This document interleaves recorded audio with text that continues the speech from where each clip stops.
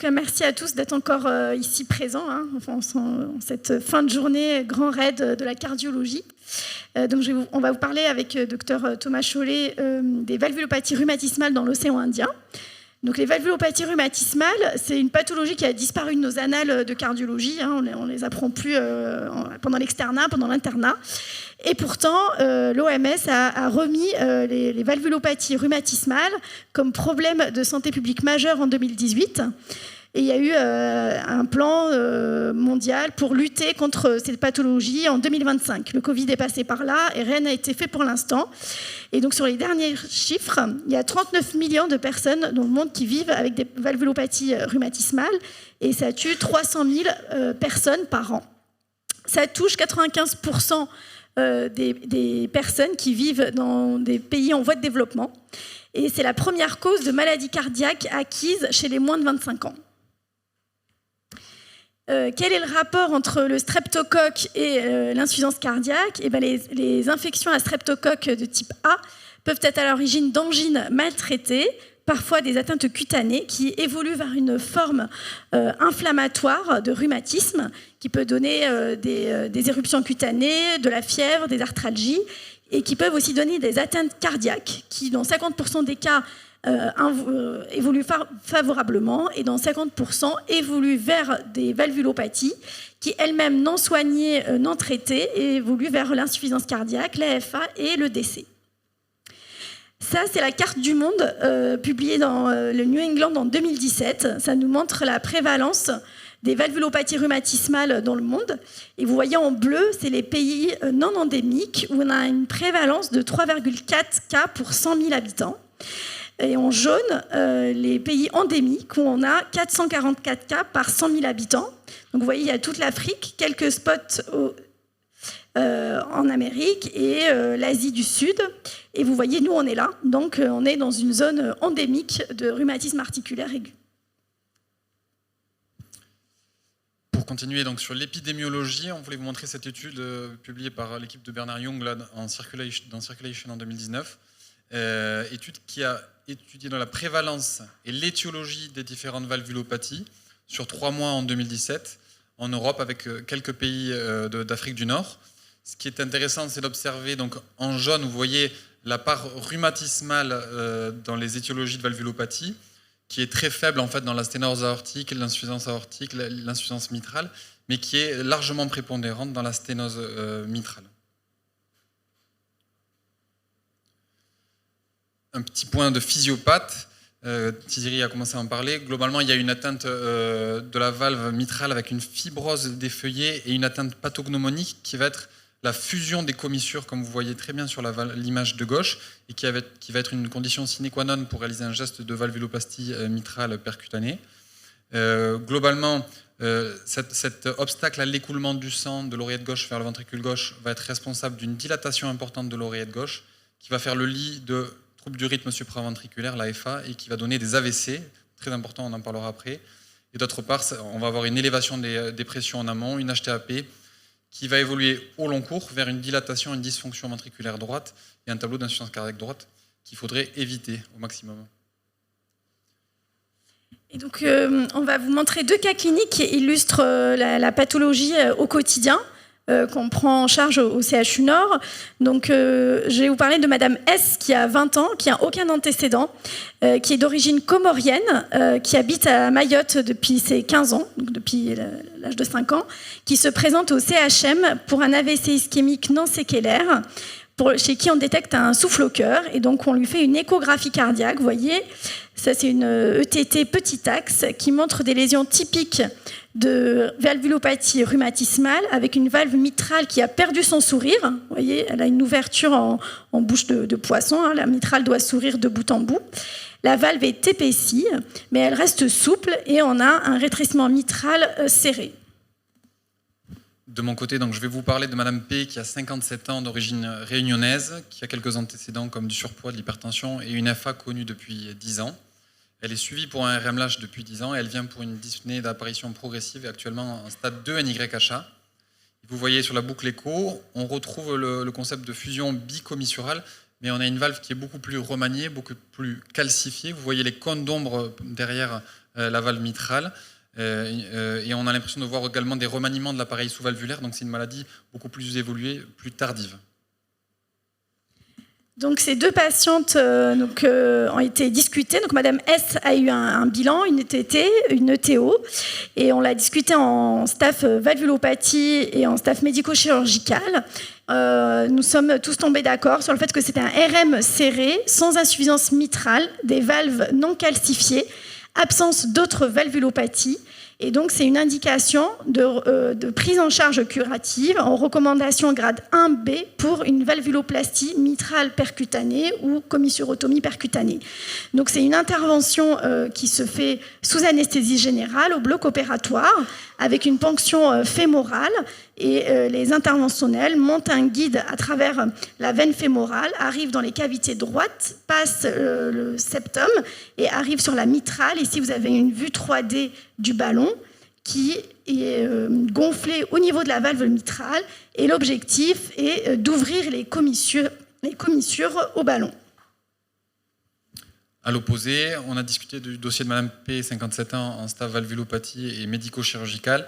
Il s'agissait donc d'un RM serré mais calcifié, une valve très remaniée, associée à une insuffisance tricuspide sévère. Et pour elle, on a retenu une solution chirurgicale avec un remplacement valvulaire mitral mécanique et une plastie tricuspide, ce qui est un grade 1C dans les recommandations.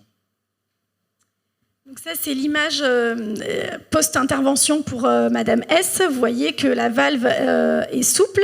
Il y a les deux commissures qui sont ouvertes. Donc on a un excellent résultat de VMPC, sans fuite, mais c'est une patiente qu'il faudra suivre, continuer à suivre, parce que la resténose est importante. C'est une patiente qui sera opérée dans le futur. Il y a un risque d'endocardite, et donc c'est une patiente à suivre, mais ça lui permet d'avoir des années sans prothèse, sous anticoagulant, et pouvoir peut-être vivre ses grossesses si elle le désire normalement. Et à droite, vous voyez la patiente qui a été opérée d'un remplacement valvulaire mitral mécanique avec un très bon résultat de la prothèse, des suites opératoires qui ont été simples. Et bien sûr, pareil, il ne faut pas la laisser partir dans la nature. Elle doit avoir un suivi cardiologique régulier, notamment du fait de sa prothèse mécanique, avec son risque thrombotique important. Et à partir donc, de ces constatations du quotidien, on a voulu savoir qu'est-ce qui se passe vraiment à La Réunion, qui sont nos patients. Et donc, on a monté un registre rétrospectif de 2018 à 2022 sur donc 5 ans. Et on a demandé au docteur Borer, qui est responsable de la DIM, de nous extraire tous les dossiers où il y avait rétrécissement mitral significatif inférieur à 1,5 cm². Et on a fait un recueil de données par 3 docteurs, dont le docteur Mathilde Coury, qui est notre DJ et qu'on remercie chaleureusement, pour éplucher les dossiers, remplir les tableurs Excel, exclure les malades. Et donc c'était un long travail de... Voilà, donc on a analysé 361 dossiers. Au final, on a retenu 128 patients pour lesquels on confirmait la prise en charge d'un rétrécissement mitral significatif à moins de 1,5 cm². Vous voyez que dans cette population, il y avait 88 patients qui ont bénéficié d'une prise en charge curative, 65 traités chirurgicalement, ce qui représentait 51% de l'effectif total, 23 patients traités par VMPC, ce qui faisait 18%, et 40 patients étaient laissés de traitement médical, ça faisait quand même 31% de l'effectif, et on reparlera de ça un peu plus tard. Alors bien sûr, vous allez voir, nous on n'est pas les Scandinaves avec des études très béton, comme ça a été dit tout à l'heure, on vous présente que des données partielles, on n'a pas encore les résultats à long terme, mais c'est déjà intéressant à regarder. Donc, je vais vous montrer le résultat global. Donc, sur les patients traités curativement par chirurgie VMPC, on a eu 88 patients sur 5 ans. J'ai eu l'information juste ce matin par le docteur Delmas, qui est le responsable chef de service d'anesthésie, ce qui représente 25% de toutes les mitrales opérées, ce qui est énorme. Parce que quand on revoit le registre de 2019 que vous a montré Thomas, c'était 4% de RM, de rétrécissement mitral, dans toutes les pathologies prises en charge dans ces pays européens. Donc nous, on est à hauteur de 25% de mitral, de sténose mitrale. Donc la moyenne d'âge était de 54 ans. Il y a une prédominance féminine, ce qu'on retrouve dans la littérature, avec 73% de femmes. Il y a donc 65% de patients et patientes réunionnaises. Donc ça confirme que cette pathologie n'a pas disparu de la Réunion. On a 33% de patients qui viennent de Mayotte et des Comores. Et donc ça confirme que la Réunion, c'est les soins de recours pour Mayotte. Une prévalence des facteurs de risque cardiovasculaire, notamment peu de diabète, 24% versus 44% dans la population générale. Et ce qu'on a observé, c'est la très forte prévalence de FA, donc 67% de FA et 12,5% d'AIT, d'AVC chez une population qui est assez jeune, avec une moyenne d'âge de 54 ans. Donc ensuite, on a comparé les bras chirurgical et VMPC. Sans surprise, la moyenne d'âge dans le bras VMPC était plus jeune, avec une moyenne d'âge de 46 ans contre 57 dans le bras chirurgie. Ensuite, il y avait une proportion plus importante de patients réunionnais au sein du bras chirurgie, ce qui confirme l'évolution épidémiologique de la maladie rhumatismale. Il n'existe plus de RAA à La Réunion, mais on a les conséquences du RAA d'il y a 50 ans avec des valvulopathies rhumatismales qui sont plus vieillies et qui sont plutôt d'indication chirurgicale. Et enfin, il y a une proportion plus importante dans le bras chirurgical de FA, mais qui atteint 62%, c'est énorme. C'est des patients qui sont un peu plus vieux, avec 57 ans d'âge moyen. Et ensuite, on s'est intéressé aux patients traités médicalement. On s'est demandé pourquoi. Eh bien, il y a 40% qu'on a traités médicalement et quelle est cette population. Donc, on a observé que c'était des patients beaucoup plus âgés, avec une moyenne d'âge de 74 ans versus 54 ans, que ces patients avaient beaucoup plus de comorbidités, avec 30% d'insuffisance rénale stade 3-4, 45% d'AVC et d'AIT. Et il y avait une proportion plus importante de RM dégénératif ou au moins mixte avec des calcifications. Et c'est des patients qui étaient à des stades plus évolués de la maladie avec 37,5% de dysfonction VD. Donc des patients plus graves. Et on s'est intéressé aux causes qui ont motivé une prise en charge médicale de ces patients. Il y avait une faible proportion de patients. À gauche, vous voyez les asymptomatiques et les patients en attente de prise en charge. Ce qui nous a marqué, c'est qu'il y a 37,5% des patients qui étaient de traitement médical parce qu'ils étaient avec une maladie qui était dépassée. Ils étaient récusés à une chirurgie, dysfonction ventriculaire droite trop sévère, HTAP sévère. Ce qui veut dire que c'est des patients qu'il faut référer tôt pour une prise en charge curative et qu'il ne faut pas qu'on laisse passer dans le futur. Et d'autre part, il y avait 22,5% de patients qui ont refusé une chirurgie. Et c'est pareil, c'est dommage, c'est des patients auxquels on a raté le coche et qui arrivent après avec des tableaux trop tardifs, trop évolués, qu'on ne peut plus prendre en charge. Donc, il faut qu'on arrive à convaincre ces patients de se faire opérer. Pardon, je garde la parole pour la prochaine diapositive. Une autre donnée très intéressante dans notre registre, c'est que, vous le savez, dans la FA valvulaire, c'est-à-dire la FA en rapport avec une sténose mitrale, c'est pas d'AOD et ce sont les AVK. Ça a été confirmé par l'étude Invictus qui a été publiée à l'ESC 2022, qui a montré des résultats nettement meilleurs avec les AVK qu'avec le Xarelto, sur un critère composite AVC, DC, infarctus du myocarde. Et malgré cela, à La Réunion, sur notre registre de patients, vous voyez qu'on avait des taux assez importants de patients qui étaient référés au CHU sous AOD, 22% dans le bras chirurgie VMPC, 28% dans le groupe traitement médical. Donc attention, sténose mitrale à moins de 2 cm² avec de la FA, il faut éviter les AOD, on reste sous AVK.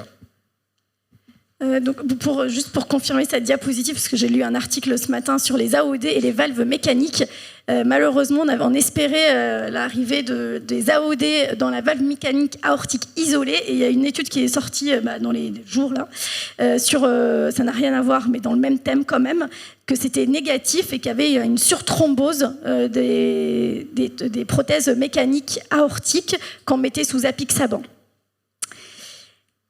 Et donc, pour conclure, les valvulopathies rhumatismales, eh bien, c'est un problème de santé publique mondial, mais c'est aussi un problème à La Réunion. Donc, c'est un sujet qu'il faut aborder. En tout cas, moi, je l'ai fait hors programme pendant les cours des externes, mais je trouvais que c'était important de leur en parler. Le rétrécissement mitral est la première valvulopathie rhumatismale. Et il est important de dépister cette pathologie, parce qu'il y a un risque de FA, un risque d'AVC et de handicap.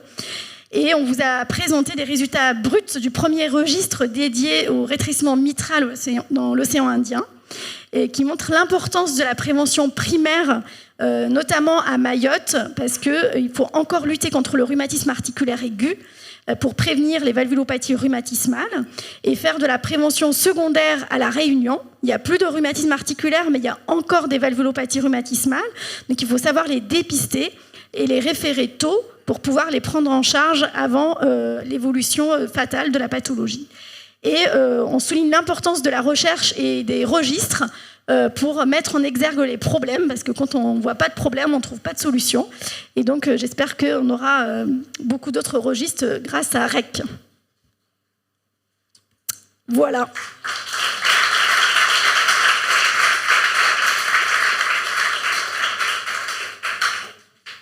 Bravo pour cette présentation. C'est toujours bien effectivement d'avoir des registres pour souligner la pratique quotidienne. On a l'impression effectivement, si on ne se base pas sur des chiffres, on ne sait pas de quoi on parle exactement. Donc merci pour tout ce travail d'attaché de recherche clinique qui est toujours très important. Donc ça va se développer. Moi j'avais 2 questions, peut-être une troisième. C'est à partir de quel âge vous proposez une valve biologique sur un remplacement mitral? Quel traitement anticoagulant vous allez donner après une valvuloplastie percutanée avec succès, notamment chez le patient qui habite à Mayotte? Et la troisième question, est-ce qu'on a espoir que le rhumatisme articulaire disparaisse complètement à La Réunion, en tout cas que les sténoses mitrales disparaissent dans quelques années et que ce soit qu'une population purement en dehors de notre île? Ouais, donc la bioprothèse mitrale, évidemment, c'est au cas par cas, ça dépend des patients, mais on met le cut-off à 65 ans. Quelqu'un, tu veux? Ouais, sur le traitement antithrombotique post-VMPC, globalement, il n'y a pas de matériel laissé en place, il n'y a pas d'adaptation particulière. On fait comme on fait d'habitude. Est-ce qu'elle a fait de l'AFA? Est-ce qu'il y a des critères pour anticoaguler? Mais sinon, il n'y a pas de traitement, en tout cas anti-agrégant, pas de recommandation pour ça. Et sur la dernière, je pense qu'on peut tous dire ensemble oui. Oui, tout à fait. Ouais, je confirme parce que j'ai demandé à Louis-André Arsac et Jean-Bernard Cély, parce que c'est eux qui voient les rhumatismes articulaires aigus. Et Louis-André m'a dit ça fait 10 ans que je n'ai pas vu de RAA de La Réunion. C'est-à-dire qu'ils en ont encore un peu, mais c'est des patients qui viennent de Mayotte et des Comores. Donc oui, à La Réunion, il n'y aura plus de valvulopathie rhumatismale dans les 20 ans. Peut-être parce que là, on voit encore des patients qui ont 37 ans quand même, avec des valvulopathies rhumatismales. 37 ans.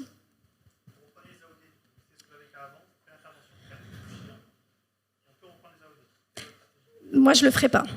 Non. S'il y a une indication d'anticoagulation curative, je mettrai le patient ou la patiente sous AVK. Alors, justement, c'est la cause. Pourquoi les AVK et pas les AOD? Parce qu'on comprend bien que sur une prothèse mécanique, probablement que les AVK jouent sur le facteur 7 tissulaire et que comme on est en haut de la chaîne, eh ben, on peut avoir une anticoagulation beaucoup plus efficace et moins ciblée que les AOD qui sont sur le 10A ou le 2A.